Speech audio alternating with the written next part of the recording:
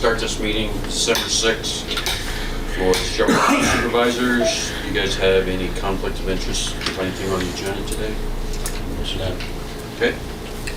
Do I have a motion to approve the agenda with, we initially had administrator and sheriff's discussion. They chose to table that for right now. Actually, one of the guys is sick. So with that, and then item number 9, I'm going to move to the end of the meeting instead of kind of towards the end. So with that, do I have a motion to approve? Motion by Charlie, second by Darren. All those in favor say aye. Aye. Aye. Motion carried. Need a motion to consider the claims for November 29th. Everybody had a chance to look them over. Maybe anything more after any changes to it? Okay. Motion approved. Motion by Darren. Second by Charlie to approve the November 29th claims. All those in favor say aye. Aye. Aye. Motion carried. Approval of the minutes for November 15th. Any corrections to that, Mark? They're the same. Okay. You guys have any questions? No. If not, I'll entertain a motion to approve the November 15th minutes. Second by Darren, second by Charlie. All those in favor say aye. Aye. Motion carried. Now we'll move on to the department head reports. Brandon, secondary roads.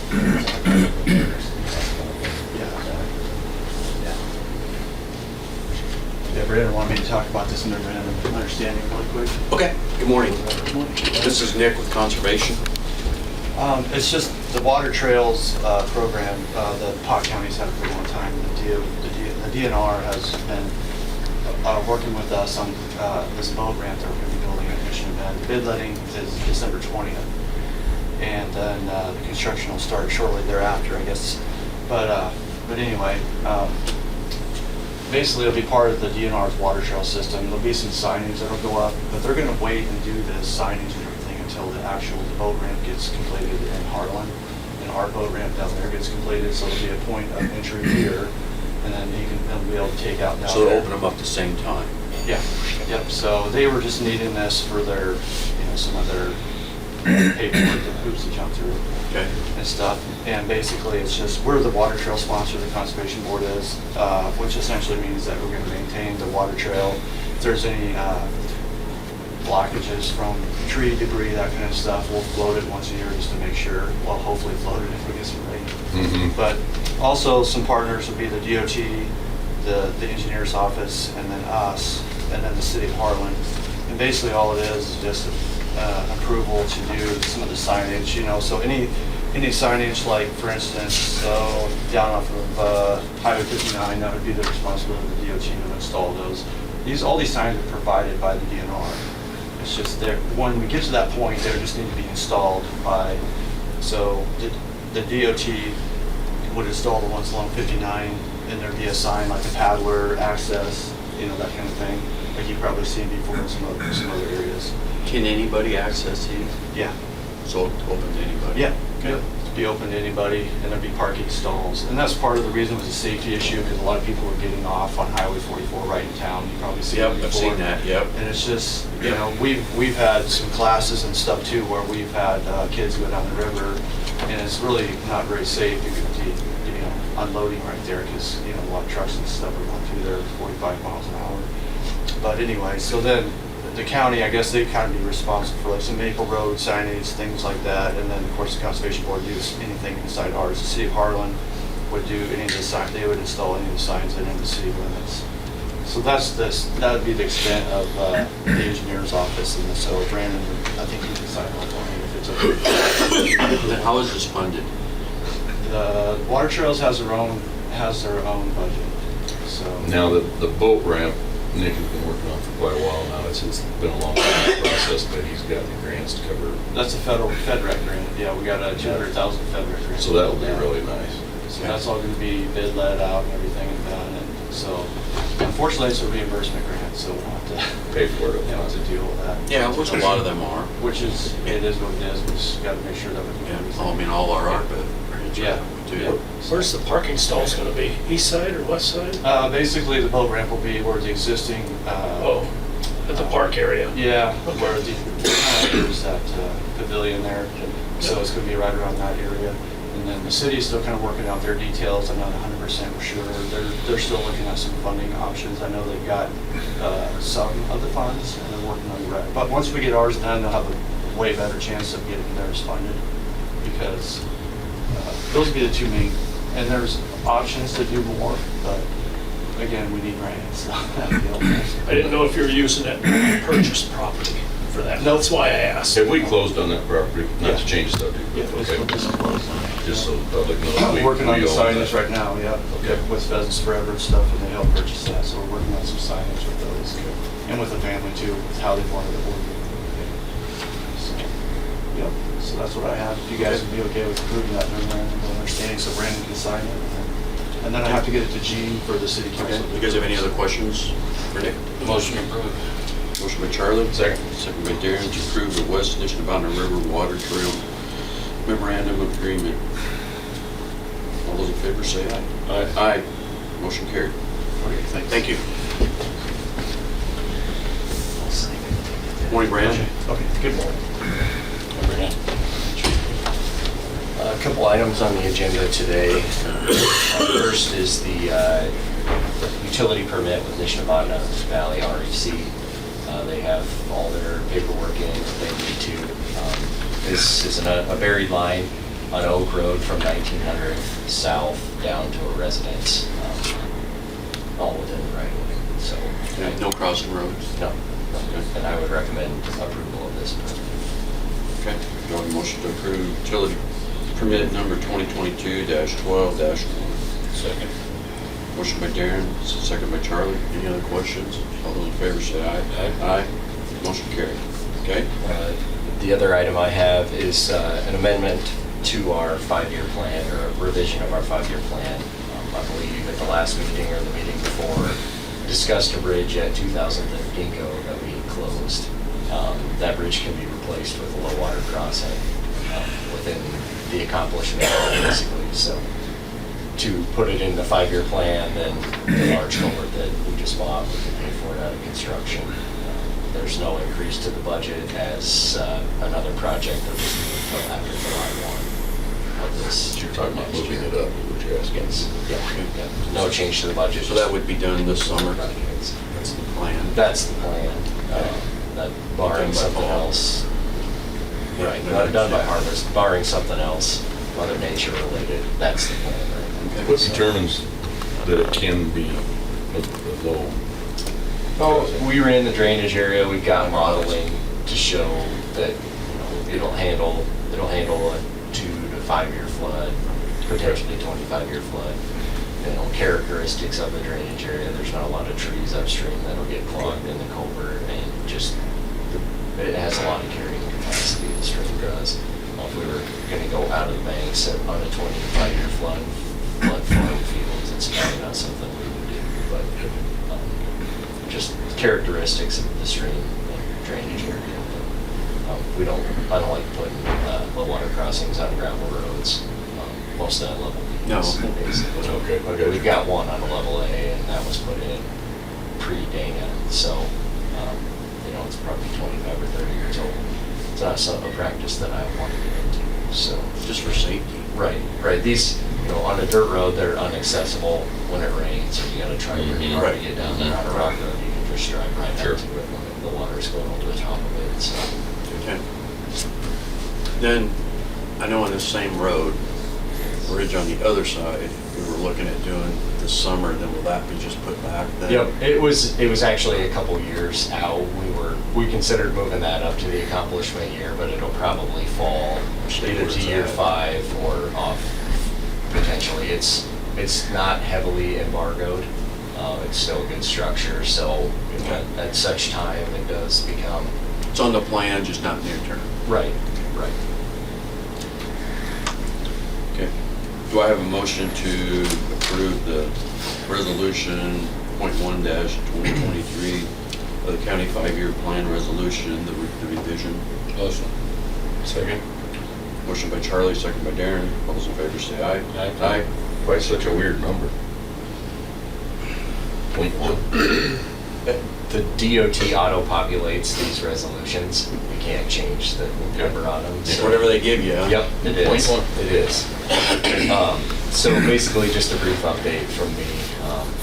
Got our excavators out, ditching and replacing pipe as weather permits, but coming into winter here, so kind of switching gears into that. Stockpiling some sand. Woodbine's open on Mondays, and they have plenty of sand, so used some here last week and had our first trial run of winter, and Kind of snuck up. no one on you, likes didn't it, but yeah, it's, unfortunately, it looks like it's here, so we'll be ready when it decides to dump something on us. And we got that 10-foot culvert in for that low water crossing. I called the guy and he put it on the truck and it was here in 2 days, so that was kind of nice, especially with the way everything else in the supply chain seems to be right now. But we're ready to do that, and then Chris and I will be at the engineers conference next week, next Wednesday, Thursday, Friday. So we'll still have our phones on and everything, but we won't be in the office those 3 days. you? Des Moines, used to be in Ames, they changed it to Des Moines 4 years ago. That's all I have for today. Okay. They still out grading and stuff yet, or mowing around? Yeah, I know. Still, it's kind of freezing. We're kind of playing it by ear. We're out a little bit. Okay. Got some of those guys driving the truck with the excavator guys. But if you have any problems, if there's a washboard issue or anything, we'll definitely go out and touch them up. But trying to, if we could get some moisture and get the rock to freeze into the surface, that would be ideal. But Might happen Thursday, Friday. yeah, it's just a weird year. What, it rained 3 or 4 times all year, it seems like. So Seems like. just, Okay. yep. Thanks, Brandon. See you, Brandon. Next on the agenda, Todd Blaine, Shelby County Chamber update. Morning, Todd. Morning. And happy holidays from the Chamber There of you go. Commerce. Got your red on. It's that time of the year for us. Yep. So first, just a quick thank you to the volunteers in Irwin, Panama, Portsmouth, and Tennant back on last Saturday. That was our first holiday event of the year. Santa Claus is coming to town, and had a great turnout. Had close to 100 kids between those 4 communities show up. So really enjoyed it. And the volunteers for those times did a great job. Just a reminder that this Thursday night from 5 to 7 at the Historical Museum will be Santa in the cabins. So that's where we have Santa set up in one of the historical cabins, and it's decorated like it would be in the 1800s. And they do other things for the kids while they're there, and it's always a really good visit. Then also on December 15th and 16th, that'll be the Adopt a Family program wrap-up. So on that Thursday, the 15th, families who have adopted people here in Shelby County can drop their stuff off at the chamber office. And then what we do is we just set everything up out in the atrium. And then on the 16th, the families that put in adoption requests come out and pick everything up. Also on the 16th, at 10 o'clock in the morning, we have kind of a special little ambassador visit at the Harlan Vet. And that'll be a chance to thank Matt for all the great work he's done in town as our small animal veterinarian, and also welcome Kristen Westergaard Blatt, who has purchased the Harlan Veterinarian, and will be taking over from there. So again, that's on the Friday the 16th at 10 o'clock in the morning. A couple of other, just again, holiday things. We are doing the Shop and Win program again, so that's a program that we launched during COVID, and it's just been really popular, so we're continuing to do it. So look out online, look at the business windows around town, and if you see the sign that says, "Let's keep the cheer here," those are participating businesses in this program, mostly the retailers, the restaurants. For every $25 that you spend with them, you get 1 raffle ticket. And then at the end of the year, on January 2nd, or the beginning of the new year, January 2nd, we will draw. First place is a $500 chamber gift certificate. Second place is a $200, and third place is a $100. But it's just a way to, again, promote folks to shop local. Go in, if you're gonna spend that $25, you might as well spend it here, and then you'll get a chance to win a little bit of extra chamber gift certificates for yourself. And also, we do have the ongoing chamber gift certificate discount program, thanks to Shelby County State Bank. So any chamber gift certificates bought between now and December 22nd, you get 10% off of those. Then the final thing is one economic development item. So during Harvest Fest, we brought that group in that I've been talking about from Eastern Iowa, and we shot a video of Harvest Fest, and we interviewed a couple of local residents about what they think about being in Shelby County. They were young adults who, you know, they had left Shelby County or weren't even from Shelby County, but now they live here. And we did two versions of it, a long version and a short version. It's been out online now for about 4 weeks. On that long version, we've had 20,000 views of the video. We've had 14,000 playthroughs all the way through the video. And we've had 3,900 engagements with the video. And then on the short version, we've had 26,000 views, again, another 14,000 playthroughs and 2,500 engagements. And the majority of this has been targeted at the Council Bluffs, Omaha area. Really looking at young couples, young families, just showing them that, you know, you can live this lifestyle and you're only an hour away from Omaha. And where's this at, on your Facebook page? It's out on Facebook and also out on YouTube. Yep. So it's working well. And a good portion of the funds that we used to do that, I mean, we had withheld some of the economic development funds that the supervisors give us, also some we get from H2. And we kind of just been deferring it over the last couple of years. We were looking for the right way to make some noise with it, and then this opportunity came up, and it's working really well. Okay. We'll go from there. Let Omaha know we're coming after it. Are all your adoptive I've watched it families, too, it's very good. all your adoptive families, have they been adopted? I would have to check with Dina with that, because it's really West Central's program. We just work with them. But from what I knew as of last week, I would say there was only one or two that had been. I'm sure they've been picked up by now. Okay. To be honest with you, the only thing that was a little disappointing is I can remember a few years ago when we'd have over 100 applicants for this program, but there's only been a little over 50 this year, so I was kind of surprised by that. But, Interesting. yeah. Okay. Seems like things have gone the other way. I really thought we would have had more applicants, but. Okay. Okay. Appreciate your time. Thanks, Todd. Next on the agenda is public notification of pipeline issues facing the county. I'm just going to give a brief update of where this is at. I don't know it really any more than you do, but I'm sure you've read the paper. On November 15th, William Kauser and Summit Carbon Solutions filed suit against Shelby County and myself, Charlie Parkhurst and Darren Hickey, on our ordinance that we passed on November 1st. Long story short, there's a copy of the lawsuit in Mark's office, and you can go online and Google it and find it too. And without getting, and I'm not allowed to say a whole lot because it's in litigation, but also they're saying that our ordinance is preempted by the feds, especially the safety part, and I'm just going to leave it at that.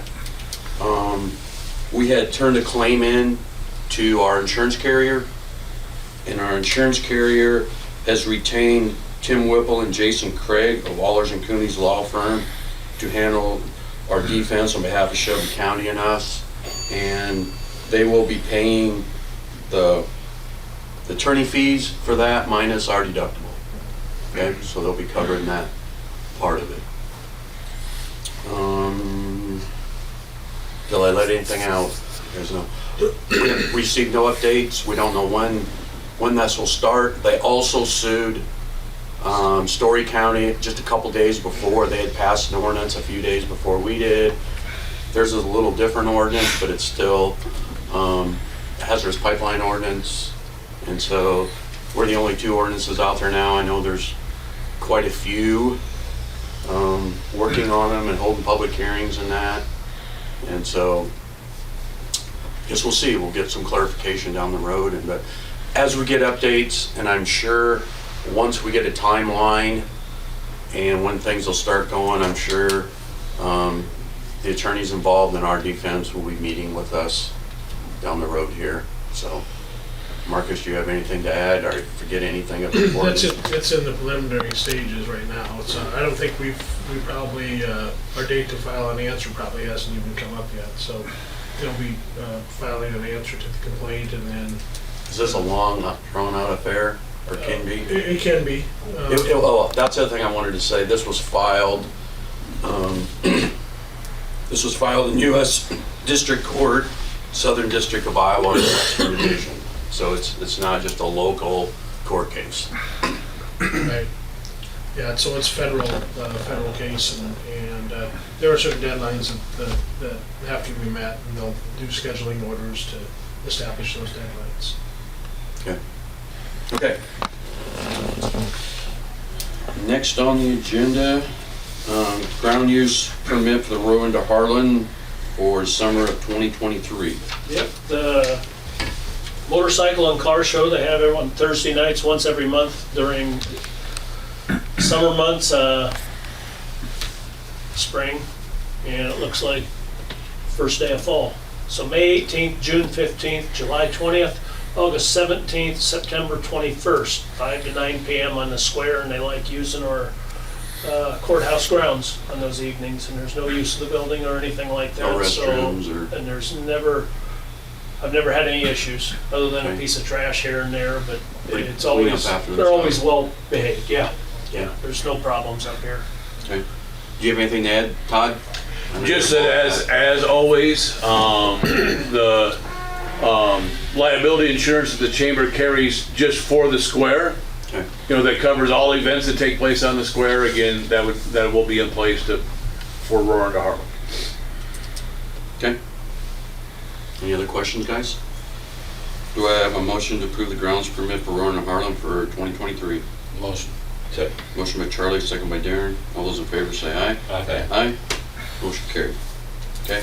Next on the agenda, evaluation and budget discussions, notifications. Mark? Yeah, I just want everybody to know, and especially the supervisors, that all the payroll change sheets and evaluation, at least the evaluation completions are supposed to be done by this Friday, which is the 9th of December. And so we can start getting the payroll changes entered. It is new software. There's hiccups all over the place yet. To schedule, in the software to schedule the increases, we don't even know how to do that yet. Last June, when there was increases in places, it was all done by hand.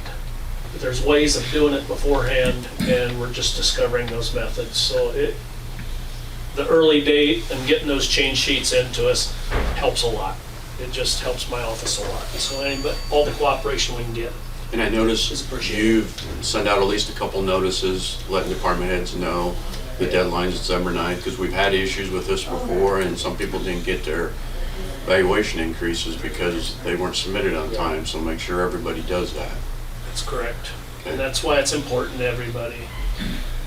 I've also got to talk to you guys about budget workshops. Okay? On December 20th, we're having our meeting at the Turkelson Center because the farm rent auction for Right. both the landfill Right. and the county grounds south of town for that day. So we're going to have that at the Turkelson Center. Would you like to schedule maybe some budgets at 10 o'clock here? That works for 10 me. o'clock? Or Yeah. I mean, Or- even if we're a little later, that's fine. Okay. We'll recess from there and come on over. yeah, because we can get a huge bunch out, and I can get Okay. some small ones done, like substance abuse and Okay? miscellaneous court, and just all the little Does that work ones. for you too? Sure. Yeah. Same morning, Okay. and then I just throwing dates out there. Okay. 27th and 28th at 9 a.m. I don't know. I'm just throwing dates out there and see what sticks. Works for me right now. And we can leave it tentative too. Yeah. What'd you say there? 27th and 28th of December. Would be a At what Tuesday. time? Whatever. 9. 9. Let's pencil them in for now, and Yeah. Yeah. everybody can look at their calendars, and if somebody has a major thing or a family thing, you can't, just, let Mark know so he can let us know. Okay. I'll just send out a bulk Bryce, that kinda email work and for let you? everybody know and see if, and there's always somebody gets ill, family issues, who knows what, and somebody always turns one in later. Our juvenile costs are never received till about the 15th of January, so that gives us time to clean up a couple weeks. Did you get our new insurance costs? Yeah. Yes. Okay. You want to talk about them on the 20th? Yeah. Okay. Yep. And Yep. you can set rates. I'll put it as an action item, and you can set rates if you want to think about it. The biggest change is going to be, we based everything off of a Plan 10, all of our rates in the past. And there's no longer a Plan 10 to base rates off of.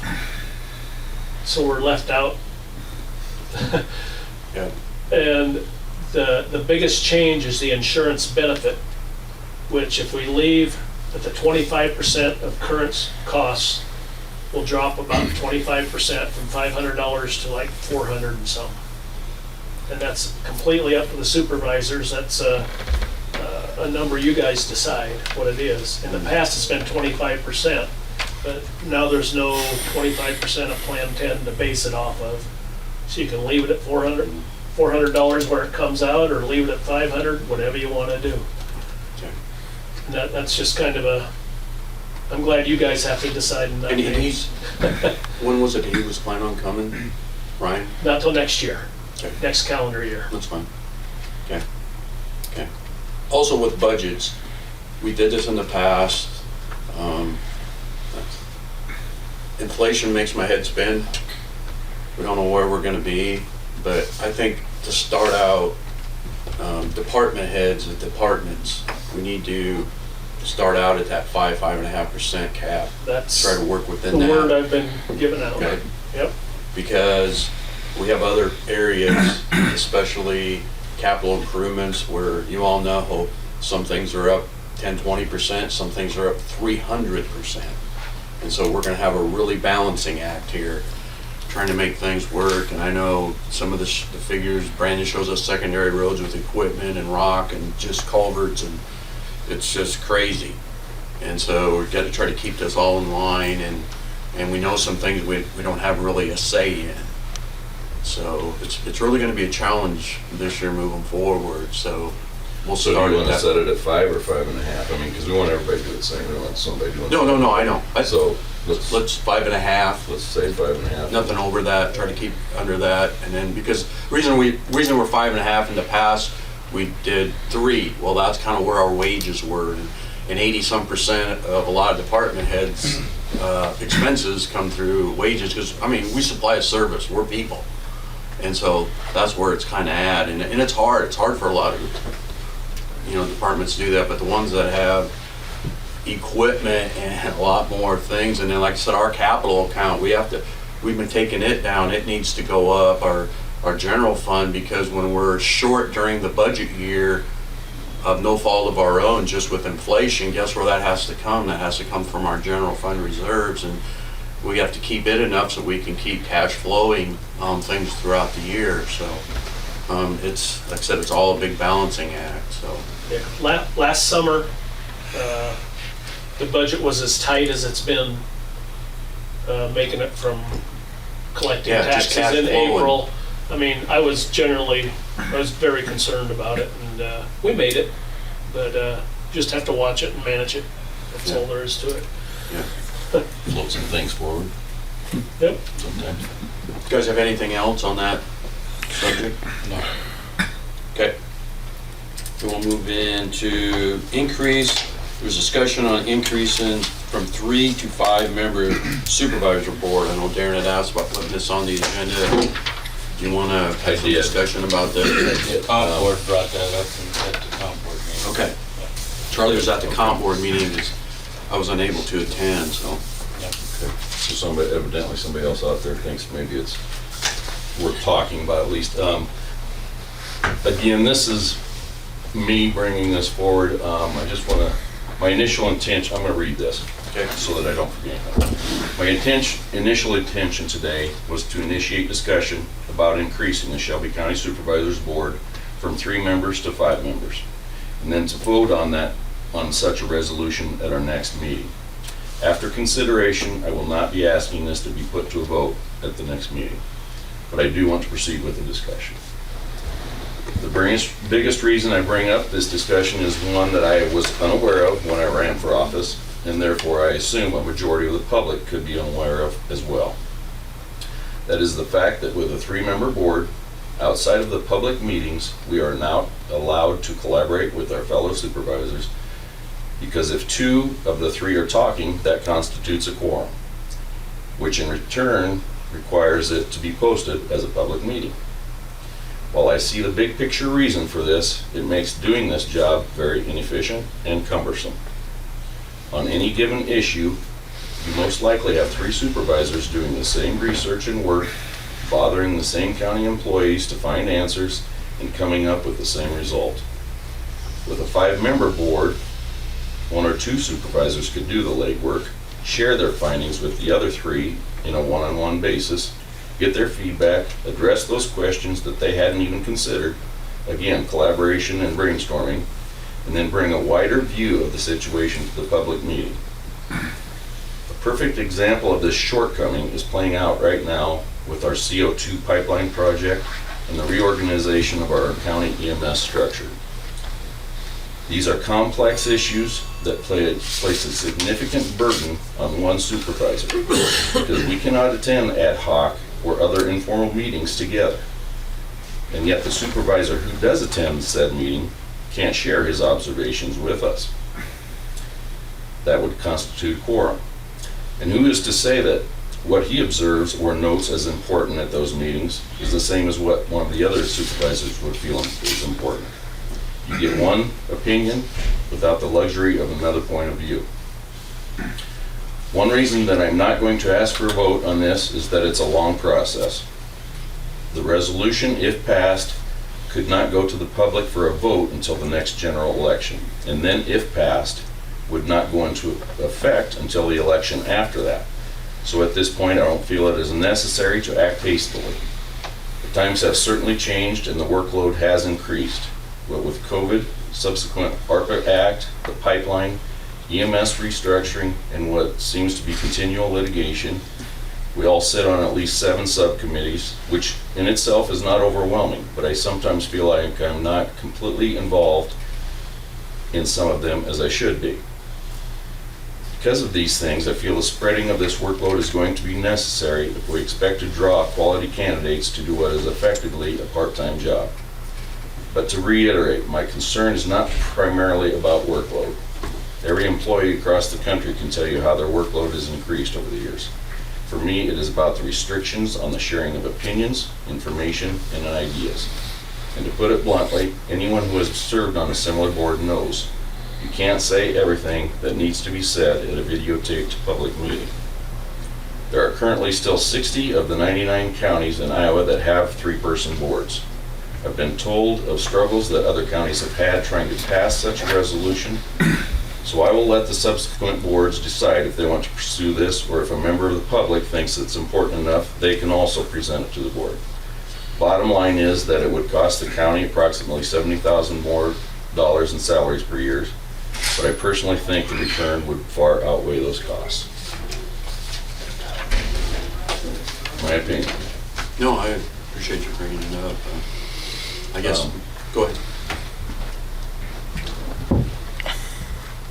Yeah, that's pretty much all I got to say. It's I went in the information Mark had sent out on just comparing the other counties, and when we do a lot of wage comparisons and when we do job descriptions and what other counties are doing, we always have that, the counties that border us, we compare a lot with them, you know, so it's not in eastern Iowa. size. Yeah, in Forsyth. Pot County, 9 times out of 10 we throw out because they're so big, but everybody else, you know, they're either below us, at us, or right below us, or right above us. And of the counties around us, that surround us, Audubon, besides us, Audubon County has 3. They're second smallest in the state. Carroll has 5, Crawford County has 5. I never really looked at this before. Harrison County has 3, like us. Of course, Potts 5, and Cass County's 5. Yep.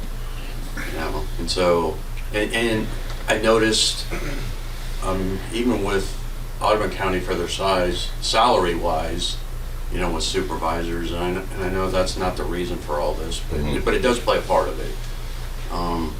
Harrison County, I mean, their salaries are 20% higher than ours, just because there's 3. Where Crawford County is right where we're at, but there's 5 of them, you know. And same way with Cass County. So it's kind of all over the place.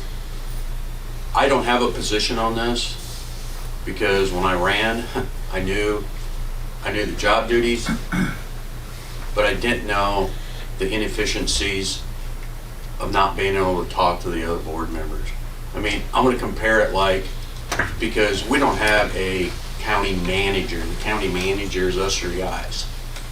But if you had a city manager or the school superintendent who's their manager in any daily operations, and we have emergencies come up on, not every day, but we have emergencies come up. Sometimes it seems like 3 in one day and then you'll go a month. But things that need to be taken right now and a decision made, or there's been an accident or an employee issue, or just there's issues. Anybody that run a business, you have things come up. Could you imagine if the city manager or that superintendent had to go start calling board members or some other person, hey, what are we going to do here? So we have to, that one person, a lot of times it ends up being the board chair, has to make that decision, and he can't get any input. I can't call the guys, see what are your thoughts, or am I missing something, or... You can't call us, can't email us, I mean... And it has a to lot go of the through public Mark. doesn't understand, not that they don't understand, they haven't thought of that. You know, and it doesn't really make a lot of sense. But that's the way it is, and so, you know, there's all the boards before us. I do know, and I haven't been able to nail it down yet, but this subject was brought up, you know, Charlie and I are in our 10th year. I'm gonna say a few years in, and Marcia was still the auditor, somebody brought this up at the table about maybe going to 5 because some of these same reasons again. And she made the comment, and I don't know if you remember, Marcus, she made a comment that I thought she said in the last 15 or 20 years prior to when this discussion happened, it was voted on in the county and failed. I don't remember that. I do. It was put to vote and the county voted it down. Was it very close or anything? Or you know about when that was? Because I was going to talk to a couple other people that were involved with the county then and see. Because I asked Mark to kind of look, see when that was, and that's not an easy process going back then because it's not all on computer and stuff, but we can find, but if I can kind of narrow it down for him. It was in the 80s, I think. And I think it's hard to see from the public point of view. I mean, what they're looking at is the dollars. Yeah, They don't see that's what it is. that this is not how anybody would run a business. Lynn County went to 5 supervisors. Of course, it's a large populated, densely populated county compared to counties in this part of the state. They went to 5 back like about 2010, From 3 to 5. from 3 to 5. And the citizens, of course, the supervisors, it's a full-time position, and they're all making $100,000 a year. And they said, wait a minute, we're spending $500,000 a year on supervisors. We can't be doing that. And they went back to 3. Right. But that's kind of a unique, you can't compare them with Shelby County, but that's, Yeah, and ours is not going to go to something like that. and you gotta leave it, once you pass it, you gotta leave it in place for 6 years. That's what you do. Yes. But then they did reverse it Yes. after that. Yeah, then they reversed it. See, I would think it would be even worse in a large county like that. Yeah. To have. Yeah. But they went back to 3. That'd be horrible. They went back to 3. Might Be easier. I've talked to some board members that have 5, and they say it's the same problem that you have with 3.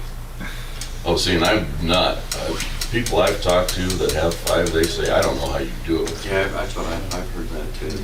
Because at least if you got 5, 2 of them can go talk to the other 2, and then I agree. these 2 can go talk to the other 1 or 2 later. to get some insight. You can at least call them all one at a time, Yeah. you know, get some input, you know, but again, I'm open, and what I would like to see during this next year, because we do have time, is that I'd like to just hear some feedback from the public. You know, like I said, I see both sides. Again, I knew that when I came in here. And it is a long process. It is. One way it's handled now is one of the supervisors will email me. They'll say, will you forward that email to the other 2 supervisors? So they have the same information. There's no other way to do it, It's totally inefficient. because they can't call them and tell them. So I Alex, just forward Why don't emails. you come on in here, Alex? Just come on in by the chair. So you're on camera. Yeah, I just wanted to say, I work a lot with the other elected officials in the other towns in the county, and one thing I might want to suggest is, I hear a lot of feedback on how you guys do this, and with 3 people, is get their feedback in the towns of what they think on how, because they all do it with 5. They all, you know, with four council members and a mayor. How you guys do it with 3. So get there, if you can get the town's feedback on it, that in turn would give you a lot of the public feedback as well. So just a thought and a suggestion. So do they kind of wonder how we do this? Sometimes I mean, They have a, well, they have a mayor and 4 But council they have a people. mayor. Yeah, they have a mayor Right, and that's 4 what I said, council there's that people, but- go-to person. Yeah, but they do, but I think some of them wonder, I mean, how you do it with 3 people for a county of, I just How don't many think. We can employees? do it, it's just very difficult. Yeah, Yeah. and you don't get the best product, I don't think. I mean, no, and, because you don't have that. Quickly, Yes. right, quickly. Yeah, right. and I just, And or- even in the end, I don't think you do, because you, Yeah. right, and I'm just, I mean, I've been on meetings with all of you, and I think, Right.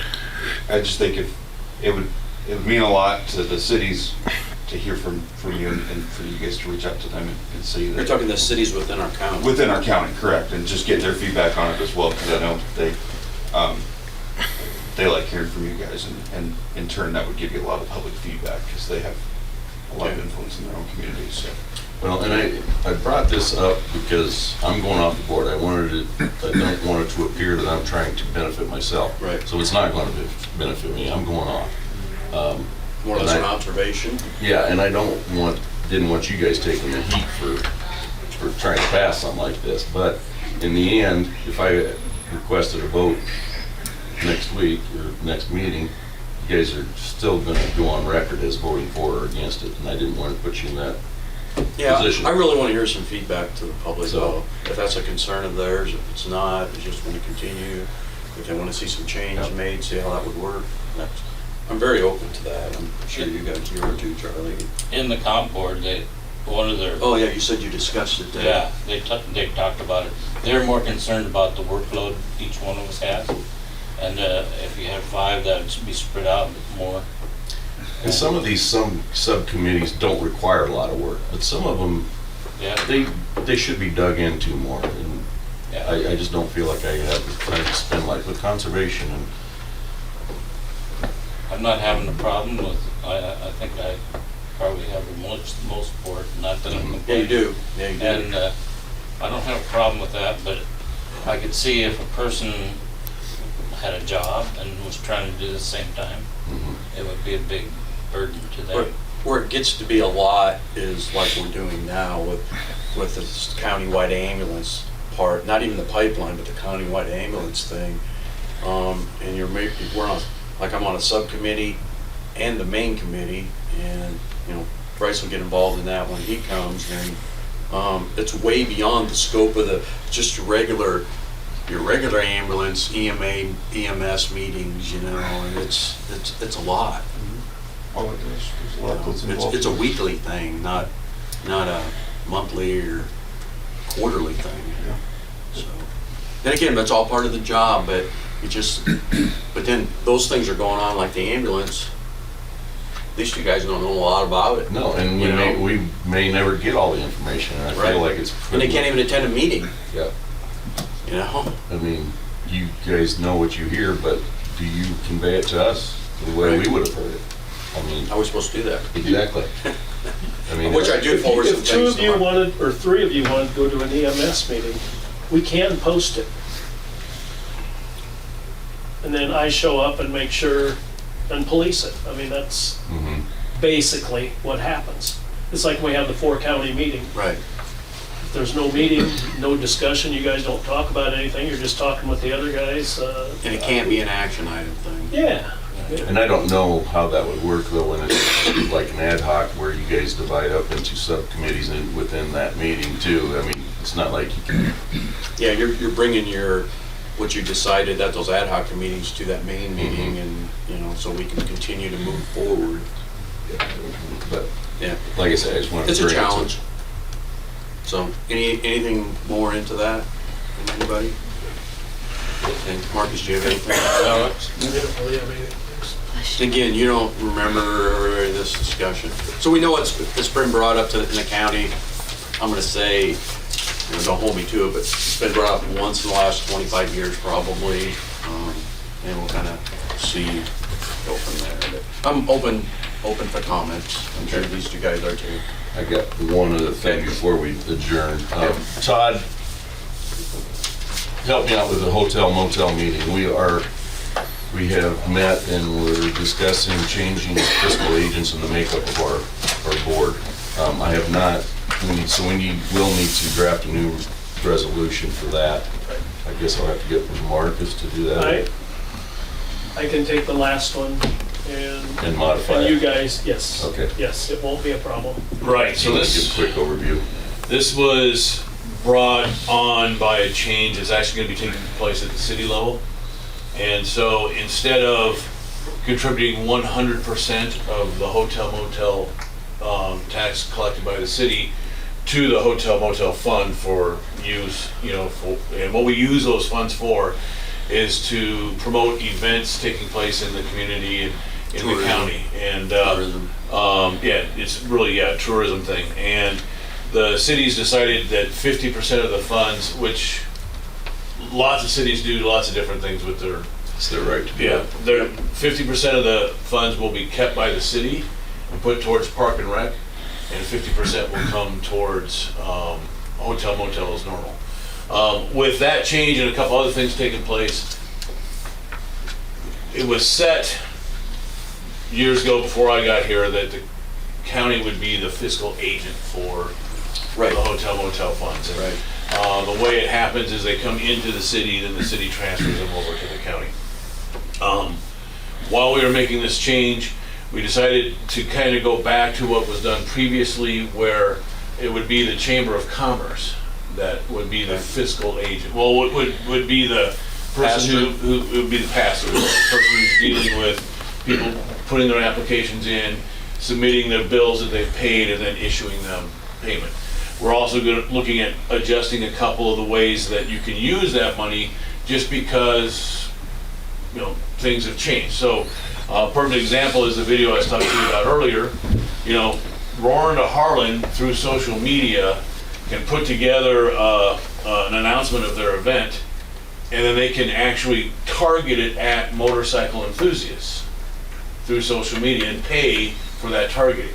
Well, that's not really part of how we have this described right now as to how that money can be used. And there are other things too that we're looking at adjusting along those lines. So it'll be a little bit of changing of how it can be used. Change, just the applications will now run through the chamber instead of running through Mark. 2023 will operate the same as it has in the past. As far as like our caps on how much you can apply for, that type of thing. Because we have enough carryover, most of the carryover we have kind of built up through the COVID years when there wasn't a lot going on, and it's just been carrying over. And then in 2024, we'll see. We may have to review and lower that cap a little bit to make sure. By then we'll have a year's worth of the city keeping 50% of their funds. We'll kind of know better where we sit financially. Okay. Thanks for the update. And then, like I said, we're looking at, we've got a couple of, well, at least one, maybe two positions on the board or the committee that were written up again years ago, and we're just wondering, Yeah, I think we're reducing the yeah, committee down to 5 members. is it versus- necessary? Yeah. So, the bylaws are becoming outdated with the way media is and social media and things like that, and it's kind of restrictive. The committee wants to look and rewrite the bylaws on how it's spent, and also simply put, and That's what's good. advantageous to the county is the fiscal responsibility moves to the chamber Right. versus my office. Right. Now, as far as the county, outside the city limits, 100% of that will still be going towards tourism. Yeah. Correct. Yes. It's just the city part that, Years ago, there's a resolution or a motion made by this committee that it must be used or go to the chamber for tourism. and we are sticking with that, so. Yeah, and it has That helps been, everybody, that. so. Okay, okay. All right. Okay, thanks, Todd, Thank you. appreciate that. Before we end, I just wanted to give the board an update. When we hired Allers and Cooney to help us with the ordinance process, we also hired him to intervene with Iowa Utility Board because they felt that was a good place to be. So we clarifying everything in through the court systems, and so we have a voice at the table in case something fell through or anything. So Tim's been very active in intervening in different issues. So on December 13th, the Iowa Utility Board's having a preemption hearing. Tim and I will both be attending that. The issue is IUB is requiring Summit at this time to submit safety information prior to issuing a state permit. Summit claims that requiring safety information is preempted by federal law. So that discussion is going to take place. Where it goes, I don't know. If they're going to set up hearings, I don't know where it's going to go. So that's one of the issues. The other issue that's also expected to be heard is Summit's been wanting a starting schedule date for the process for issuing their permit. There's been some things IUB says need to get done first before they set that schedule, so that's also going to be on the agenda for speaking. So. And I'm guessing from visiting with Tim that this is going to start to ramp up. Okay, We're gonna start moving now. and there are other counties, and just 3 other counties that also have intervened so far. So And then- there's only a certain amount of time you have to submit intervention and get accepted to intervene. Just because you petitioned to intervene doesn't mean we've been accepted that we can intervene. So, okay. And then what is the meeting that will be held at Fort Dodge? Is that the final I think that decision? once they set the scheduling, I think it's going to be held there once they set the scheduling date. That Okay, hasn't been gotcha. scheduled yet. So it's kind of a safe location. You know? The scheduling for these preemptive, okay. Right. So I just wanted you to be aware of that, and so that process is starting to ramp up some. Okay? Anything else from anybody? They originally thought February, March would be the dates that they would be meeting in Fort Dodge. Okay. Now they're looking at April. I'm sure there's gonna be some discussion on farmers and how unfair things would be if they started in April. Yeah, absolutely. They're trying to push it off as long as they can. And the safety thing is gonna be one of the last things, because the federal government has not issued any safety regulations whatsoever. And They're if they rewriting them at this time, If they actually. get it built before the government, then they don't have to go back and correct it. Mhm. So that's why there's a big push. There's also a big push because a lot of counties are looking at ordinances which would prohibit them or slow them down. Plus, I'm just seeing the 2 lawsuits they filed with the 2 counties here. That's gonna affect the process, the scheduling. I mean, it almost needs to get settled or be a part of the discussion. So I just later it down. There may be a lot of questions answered next week with the safety. Or part. more questions. Right. Yeah. Well, and Or creative. their original response was, well, we can't tell you what stuff is because terrorists might be out there. Give me a break. Okay. Okay, anything else? Okay, meeting adjourned. Thanks, everybody, for your attendance today.